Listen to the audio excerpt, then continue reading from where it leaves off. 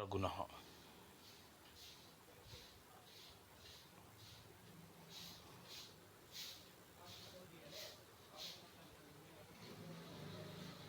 बम्बई का एक शानदार क्लब के बेसमेंट में बना हुआ जुआ। यह ले 4,000 का शो करो। गुलाम बेगम और बादशाह। डेमिट। हा हा हा। आज भी सारी एक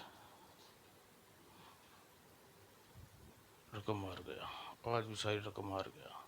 2 दिन में कंपनी की 1.5 लाख रुपया हार चुका हूँ। परसों जब मालिक सिंगापुर से वापस लौटेंगे तो क्या होगा?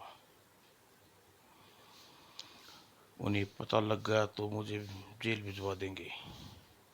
हे भगवान, अब क्या करें? इसे बिगड़ी रात। इसमें जेवर भी हैं और इन्हें बेचकर अपना नुकसान पूरा किया जा सके। क्या लाऊं सरकार? एक लार्ज पैल सोडा। जल्दी। यह लीजिए साहब, और कुछ नहीं? तभी हाँ हाँ उस्ताद, जवाब नहीं तुम्हारा भी।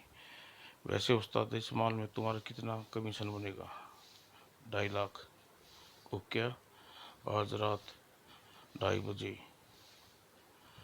वर्सोवा बीच के जंगल में सेठ पूरे 50 लाख का माल ला रहा है। उस माल की सुरक्षित गोदाम पहुंची तक पहुंचाने का मेरा कमीशन 5%। इस हिसाब से 2.5 लाख, 50 लाख का माल। अगर मैं किसी तरह इस माल को पार कर लूंगा तो बिगड़ी बात बन सकती है, लेकिन गुंडों के इस जाल को लूटना आसान काम न होगा। तभी उसकी आंख के सामने एक हिंदी फिल्म का दृश्य घुमा और उसने ऑटो पे मुस्कान नच गई। यह ठीक रहेगा। इस योजना के अनुसार इस काम में कोई खास रिस्क भी नहीं होगा। बस मुझे खास चीज़ों की जरूरत पड़ेगी। प्रदीप, मेरा बिल मेरे अकाउंट में डाल देना। Okay sir. क्लब के बाहर निकलकर अपने दोस्त के घर रवाना हो गया। कुछ देर बाद, हेलो अशोक, तुम? हाँ राजेश, तुझे एक काम था यार। दरअसल मुझे 15,000 रुपये की सख्त जरूरत है। 2 दिन में लौटा दूंगा। हाँ क्यों नहीं, अंदर तो आओ यार। और कुछ देर बाद, ये हेलो हेलो, यस। और पैसे लेकर आलोक बाहर आ गया। उसने अपनी मंजिल की ओर रवाना हो गया। पैसे की प्रॉब्लम तो सॉल्व हो गई, अब मुझे एक रिवॉल्वर चाहिए। फिर वह आधे घंटे बाद उसी वैन से कालीवाड़ा की एक इमारत की गली में रुकी। इसी गली में है तूफान है, जिसे पिछले महीने पुलिस से रेड हुई और बरामद कुछ नहीं हुआ था। लेकिन पुलिस वालों का विश्वास था कि यह नाजायज हथियार खरीद पोस्ट का धंधा करता है। Antique shop. कहिए जनाब, आपकी क्या सेवा कर सकता हूँ? मुझे एक रिवॉल्वर की और कुछ कारतूस चाहिए। यह क्या कह रहे हैं साहब? यह एंटिक शॉप है, यहाँ भला हथियारों का क्या काम? ओह, तो मैंने अखबारों में पढ़ा था यह रिवॉल्वर का काम करेगा। सर, आपने अखबारों में जो पढ़ा हुआ खबर बकवास है। ओह, मेरी योजना की टांग टूट गई यही। लेकिन बिना रिवॉल्वर। तभी ठहरिए साहब। आप साहब, मैं आपको को पहचानता हूँ। फिर जैक का बच्चा साहब। क्यों? पहले क्यों नहीं आया था? साहब, मैं आपको रिवॉल्वर दिला सकता हूँ क्या? हाँ साहब, दरअसल हम लोगों की अपरिचित से धंधा नहीं करते, इसलिए आपको जानता नहीं। इसलिए आपको रिवॉल्वर दिला दूंगा, लेकिन आपसे 200 रुपये का कमीशन लूँगा। मंजूर? आप यहीं ठहरिए, मैं माइकल से बात करता हूँ। ठीक है।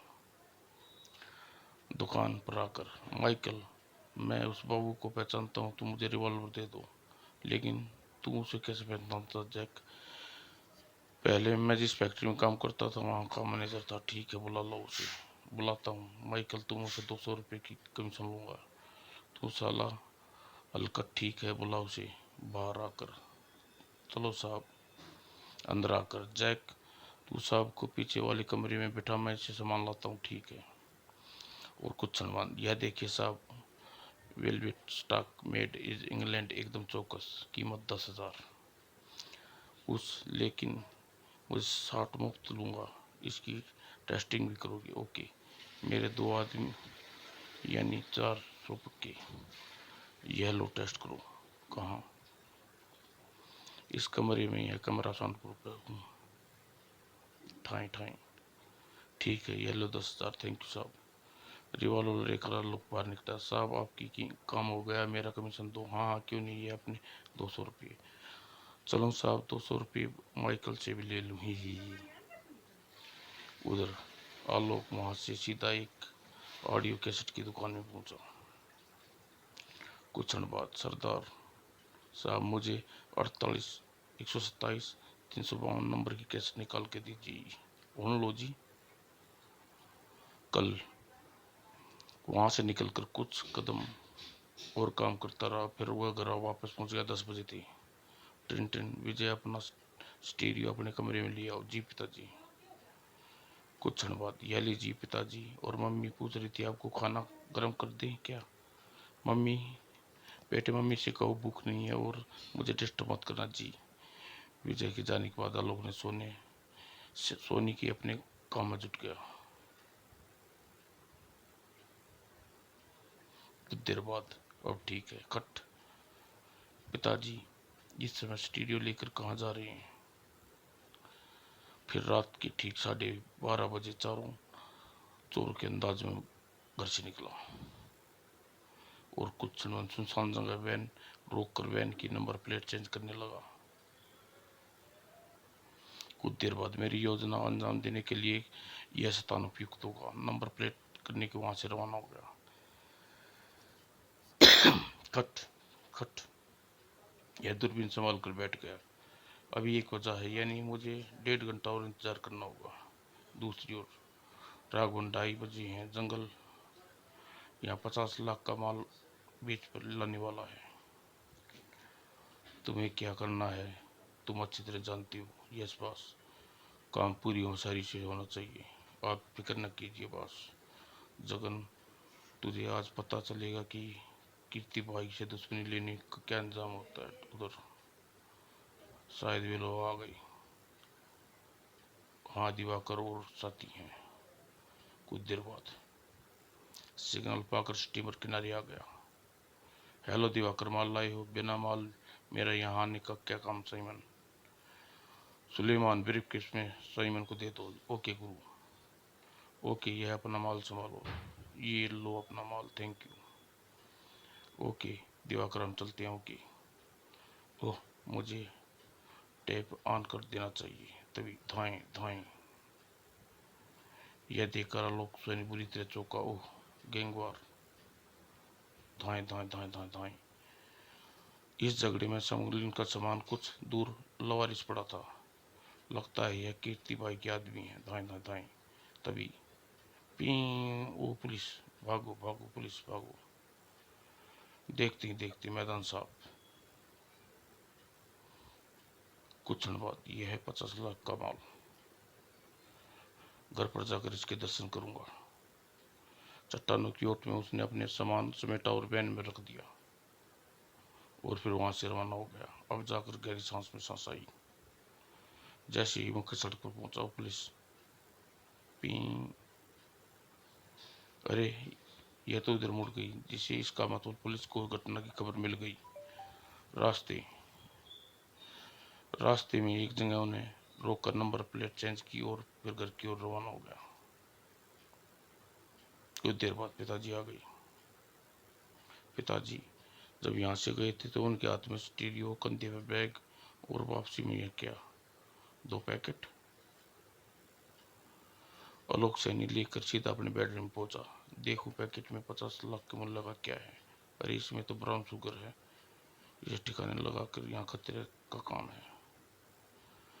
लेकिन चाहे अब जो 50 लाख का मालिक हूँ। फिर परम संतुष्टि के भाव से वो सो गया। अगली सुबह रात को दरोगा के बीच पर 2 स्मगलिंग दलों में जाकर गोलीबारी चली। पुलिस का अंदाजा है यह मुठभेड़ किसी स्मगलिंग और कंसाइनमेंट के लूट की जगह हुई है। साथ ही पुलिस को घटनास्थल पर एक ऐसी कैसेट बरामद हुई जिसमें पुलिस साइरन की आवाज थी।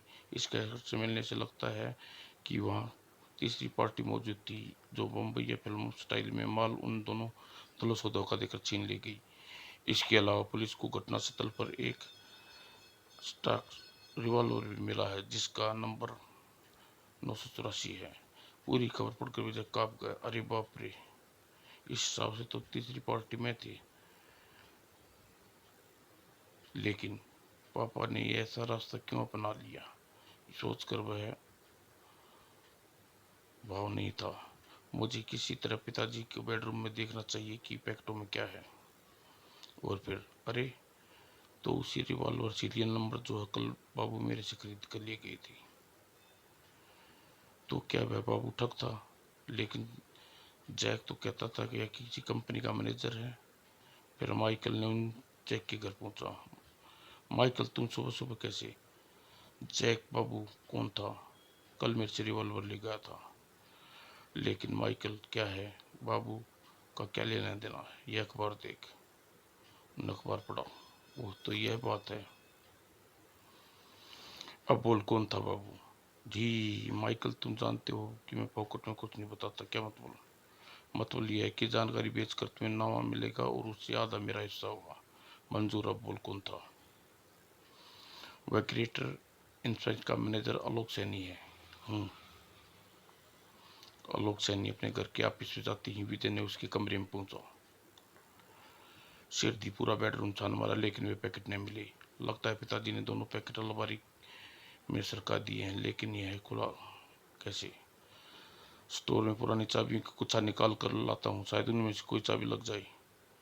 वह स्टोर की पुरानी चाबियों की एक गुच्छा उठा लाया और बारी बारी अलमारी को चेक करने लगा। समय चाबी अलमारी में प्रवेश लग गई, क्लिक खुल गया। ओह, ये रही। पैकेट खोलते ही विजय बुरी तरह चौंका। इसमें तो ब्राउन शुगर है, लेकिन पिताजी इतने खतरनाक काम क्यों किया? उधर शाम को माइकल को पता चल चुका था कि माल किसका है। जगन काली वास वाला माइकल बोल रहा हूँ। ओह, इस माइकल, तुम कहो, क्या बात है? जगन भाई, मैं उन ठग को पहचानता हूँ जिसने कल रात 50 लाख का चूना लगाया। क्या? मैं सच कह रहा हूँ जगन भाई, लेकिन इस सारी योजना की कीमत 2 लाख रुपए होगी। मंजूर है, बोल कौन है? फिर माइकल ने जगन को सेठ आलोक सैनी के बारे में बताने लगा। ठीक है, अब मैं उस कुत्ते से निपट लूंगा। फिर रिसीवर रखकर जगन रिवॉल्वर दिवाकर और कुछ निर्देश देने लगा। कुछ देर बाद दिवाकर साथी सुल्तान गद्दारी करता हुआ यह जानकारी कीर्ति भाई को दे रहा था। वेरी गुड सुल्तान, तुम्हारा कमीशन मिल जाएगा। Thank you boss. और फिर आधी रात को अंधेरा फैलते दिवाकर अपने साथियों के साथ आलोक सैनी के बंगले पर दौका। ए, तेरा बाप कहाँ है? पिताजी घर पे नहीं है। लेकिन लोग कौन हो? यह हम तेरे बाप को ही बताएंगे। आएगा वो? पता नहीं। ठीक है, फिर आएंगे, लेकिन बाहर सड़क पर पहुंचकर। सुल्तान, गाड़ी यहाँ रोक के रहो, आने का इंतजार करेंगे। उधर विजय बेहद चिंतित था। मुझे इन माओवादियों के इलादे अच्छे नहीं लगते। लगता है ये पापा के बारे में जान गई है। इसी तरह वे विचारों में डूबा विजय अपने कमरे की खिड़की पहुंचा और लगता है हमारे फ्लैट की निगरानी हो रही है। मुझे तुरंत कुछ करना होगा। कुछ सोचकर उसने अपने मित्र संजय को फोन किया। हेलो संजय, विजय बोल रहा हूँ। अब अंकल घर पे हैं क्या? हाँ, लेकिन क्या है विजय, तू इतना घबराया क्यों है? अजय, जल्दी, मुझे अंकल के बहुत ज़रूरी बात करनी है। 1 मिनट होल्ड करो। और फिर हेलो बेटे विजय, क्या बात है? अंकल, वो बात यह है कि, और विजय ने सारी बात संजय कुछ भी शंकर को बता दी। पूरी बात जानने के बाद, बेटा फिक्र मत करो, मैं संभाल लूंगा। Thank you uncle. Vijay phone रखकर जैसे ही खिड़की के पास पहुंचा, यह कार किसकी है? अरे, इसमें तो मवाली अभी है। क्या पुलिस आने में अभी वक्त लगेगा? और राघवन उस अपने साथी को देखकर ही वह कीर्तिबाई के आदमी है। लेकिन इन सालों को यहाँ का पता किसने दिया? और फिर तुम लोग यहाँ क्या करने आए हो? वही जो तुम करने आए हो, आलोक सैनी से 50 लाख का माल छीनने। लेकिन वो माल हमारा सेठ का है होगा, लेकिन वह माल कीर्तिबाई के गोदाम में जाएगा। तेरी ऐसी की तैसी देखता हूँ साले माल कैसे ले जाता। उप साला हरामी, माल का माल समझता है। साले मुझे खड़े, मेरा मुंह क्या देख रही हो? मारो सालों को, मारो। तभी भागो भागो पुलिस, लेकिन वे लोग बचकर भाग न सके। तुम लोग इसके थाने लेकर चलो, मैं आता हूँ। और इंस्पेक्टर अंदर पहुंचा। अंकल, यह है ब्राउन शुगर। बेटे, तुमने अपने पिता की गलती सुधार किया है, अतः मैं वादा करता हूँ इस मामले में तुम्हारा पिताजी को सामने नहीं लाऊंगा। Thank you uncle. रात को आलोक अपने घर पहुंचा। सारी बात जानकर उसकी आंखों में आंसू आ गए। बेटे, तुमने जो भी कुछ किया, मैं मूर्ख, एक गुनाह छुपाने के लिए दूसरा गुनाह करने जा रहा था। मुझे अपने गुनाहों की सजा में लेनी चाहिए। कल सेठ जी को सब कुछ बता दूंगा। लेकिन अगले दिन यह नौबत नहीं आई। बधाई हो तुम्हें कारण कीर्ति भाई और सेठ जगन्नाथ के गैंगवार में करोड़ों का माल पकड़ा गया और तुम्हारा रुपया 10 लाख रुपये। 10 लाख। उसी दिन आलोक इनाम की रकम कंपनी में भरपाई की और पूरे काम न करने की कसम खा ली। मेरे बच्चे, तुम्हारी कसम खाता हूँ, अब जीवन भर कोई ऐसा काम नहीं करूँगा जिससे मुझे मुसीबत फंसा दे। समाप्त।